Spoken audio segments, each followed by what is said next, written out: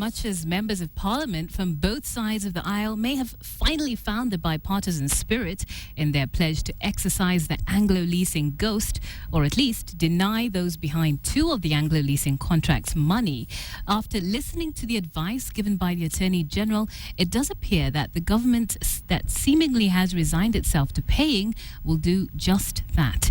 KTN's John Allen Namu digs into the background of the two companies and the decisions that have given them the win over Kenyans 10 years after they were first uncovered. So, short of a Christmas miracle, Kenya will pay two companies that, if the well-worn phrase zero tolerance of corruption were true, Kenya wouldn't even have engaged in the first place. If they want to go and pay, let them go and pay. According to Kenya's Deputy Solicitor General, the government owes the Universal Sat Space $8,007,496 which by today's exchange rate is 695 million Kenyan shillings for the installation of an independent data network and internet satellite link at the Postal Corporation of Kenya. First Mercantile Securities Corporation, which the government says it owes 515,680,000 shillings plus annual interest of 44 million shillings earned last year for its financing of yet another Anglo leasing company, SpaceNet Incorporated.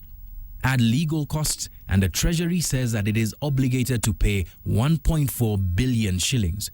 Remember, that figure rises by 144,000 shillings every day that debt is not paid. But who exactly is this that Kenya is paying? By the account of the then Kenya Anti-Corruption Commission in 2007, Kenyans are about to pay a bunch of unscrupulous fraudsters linked to companies akin to those set up to launder money. The government undertook in 2007, they made a pledge in the House, in Parliament, that they will not make any further payment. According to this document, FMSC, which is registered in Switzerland, didn't even have an office at the time the contract was signed. A registration certificate for the FMSC, posted by governance NGO Inuka Trust CEO John Githongo, shows that it was registered in 2005, 3 years after the contract was signed and 1 year after payments to it had been stopped.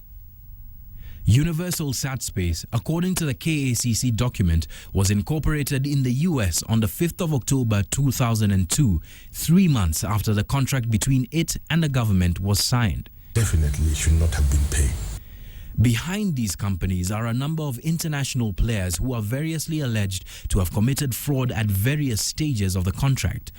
But number one on the list is the name Anura Pereira.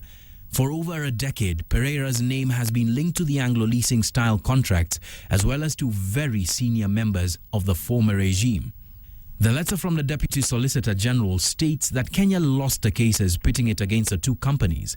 What it doesn't say, for instance, is what they were warned of in a Pricewaterhouse report on the contract in 2008. When you read those reports, defense by the government deliberately, information, evidence that could have been utilized by the lawyers were denied both by the AG's office. Quote, "We have concluded that the GOK is not currently managing these processes very well, and consequently there is a danger that ground will be lost and GOK, despite having good fundamental case positions, may be unsuccessful in legal proceedings and in other asset recovery." I am aware that there were complaints by some of the lawyers. They were not being given instructions, they were not being given documents, they were not being paid. And when you fail to pay your lawyer and to give instructions, you basically want to lose the case. So, after a decade of promising to resolve the Anglo leasing cases, Can't pay? Won't pay. it would appear that corruption did fight back, and this time it may have won. John Allen Namu, KTN.